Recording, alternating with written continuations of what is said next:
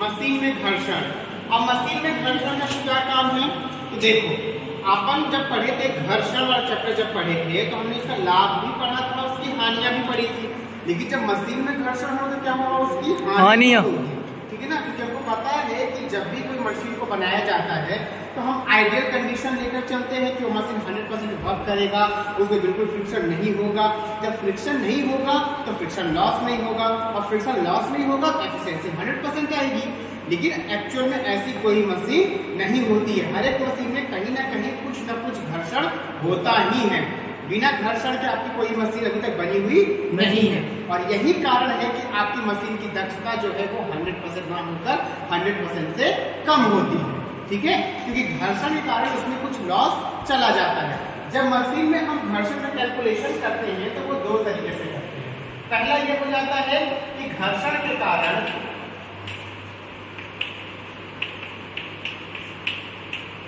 आयास में कमी, और दूसरा होता है फोर्स, घर्षण के कारण उत्पन्न भार। ठीक है, ये दो तरह की कैलकुलेशन हम करते हैं। किसमें करेंगे, जब मशीन में फ्रिक्शन का कैलकुलेशन होगा। मतलब कि जब कैलकुलेशन हुआ तो मैंने अपना एफर्ट जब पूरा दिया था तो मशीन ने 100% वर्क क्यों नहीं किया, ये क्वेश्चन राइज होगा। जस्ट बिकॉज घर्षण के कारण क्या हुआ, आपके आयास में क्या हो गया, आपके एफर्ट में क्या हो गई, कमी हो गई। तो वो कमी फाइंड आउट करनी है कि घर्षण के कारण कितना कमी हो रहा है। ठीक है, तो वो कमी किस तरीके से निकालेंगे, उसका डेरिवेशन करेंगे, और उसके बाद हम देखेंगे घर्षण के कारण उत्पन्न भार जो है वो कितना होता है। ठीक है, तो सबसे पहले हम देखते हैं कि घर्षण के कारण आयास में कमी होगी। ठीक, तो हमने सबसे पहले मान लिया कि P क्या है आपका वास्तविक आयास। ठीक है, और जो आपका W है वो क्या है, आपका भार है। ठीक है, इतना क्लियर है आपको। अब मैंने मान लिया कि इसको PI कर देते, वास्तविक PI कर दिया हमने, और इसको क्या कर देंगे, PR, घर्षण के कारण हानि।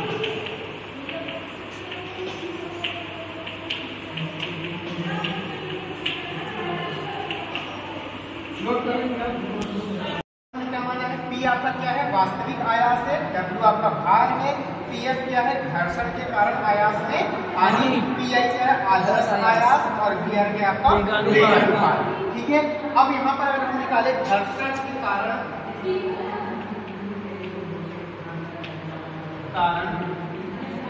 आयास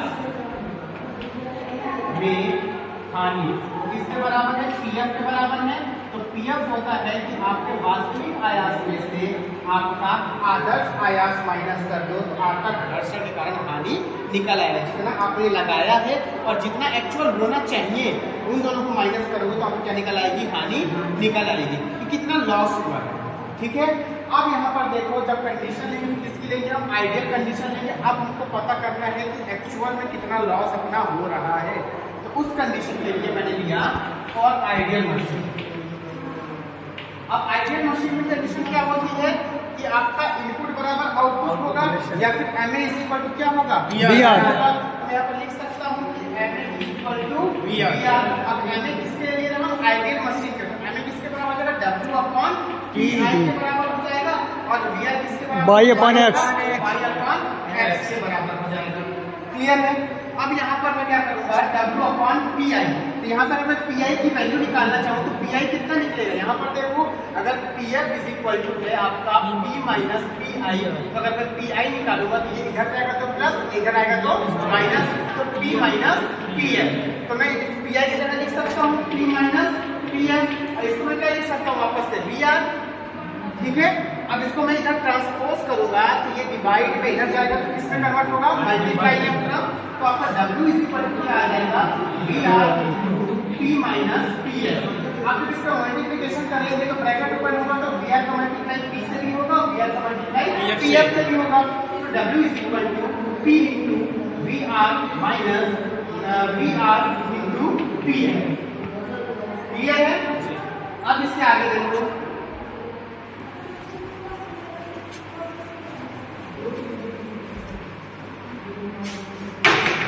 अब यहाँ पर क्या आएगा आपका इसको आपको कैलकुलेट करना है पीएफ की वैल्यू, पीएफ कितना निकलेगा मेरा।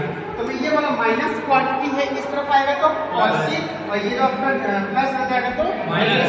इधर आ जाएगा आपका VR into PF is equal to P into VR, W है तो माइनस का W। अब यहाँ पर VR है, VR इधर ट्रांसपोज करके मल्टीप्लाई हो जाएगा तो डिवाइड में, तो PF इज इक्वल टू कितना आ जाएगा P into VR upon VR minus W upon VR, दोनों का कौन हो जाएगा VR आपका।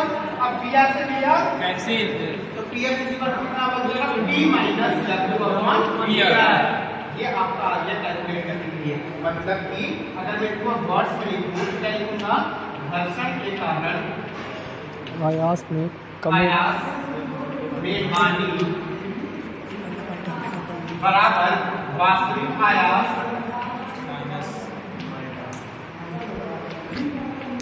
माइनस भार बटे वेग।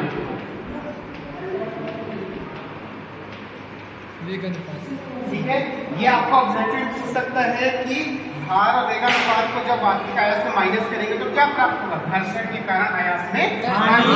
और दूसरी चीज जब हम इसमें निकालेंगे अभी जो न्यूमेरिकल्स, जो बड़े न्यूमेरिकल्स आते हैं वो इसमें बेस्ड आते हैं, आपको उसमें MA भी निकालना होगा, VR भी निकालना होगा, आपको PF भी निकालना होगा, एफिशिएंसी भी निकालनी होगी, तब जाकर आपको कितने नंबर मिलेंगे, 9 नंबर मिलेंगे।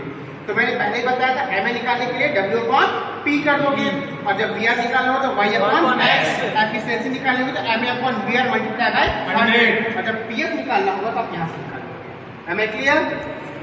नेक्स्ट है आपका घर्षण के कारण उत्पन्न भार। अब घर्षण के कारण जिसपे आपकी मशीन के ऊपर जो एक्स्ट्रा लोड आ रहा है उस लोड को कैसे कैलकुलेट करेंगे। ये एक्स्ट्रा लोड आएगा, आपका एफर्ट जो आपने लगाया उसमें लॉस हो गया और वहां पर लोड आपका बढ़ गया, तो सिंपल सी बात है आउटपुट आपका क्या आएगा, कम ही आएगा, तो वहां पर आपको क्या हो जाएगा, लॉस होगा। तो यहाँ पर हम एलएमएस ले रहे हैं, माना आपका P बराबर क्या हो जाएगा, आयास, ठीक है, W बराबर क्या है आपका भार, VR क्या है आपका वेगानुपात, वेलोसिटी रेशियो। इसके बाद क्या निकालेंगे, WI क्या हो जाएगा आपका आदर्श आयास, आदर्श भार, ऐसा लिख सकते हो वास्तविक भार। इसके बाद आपका WF क्या हो जाएगा, घर्षण के कारण उत्पन्न भार।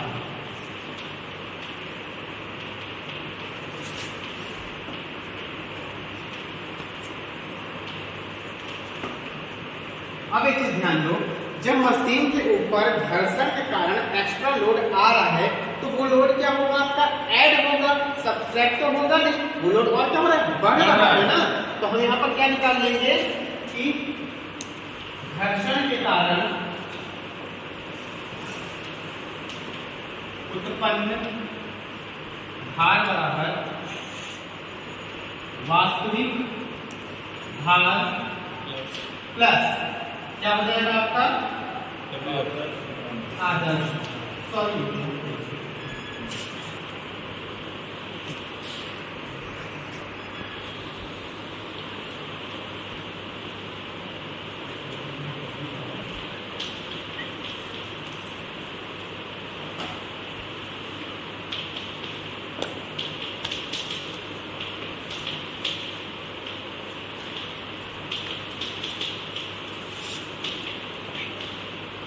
जितना भार पहले था उसमें क्या घर्षण वाला क्या हो जाएगा, ऐड हो जाएगा, घर्षण के कारण उत्पन्न भार।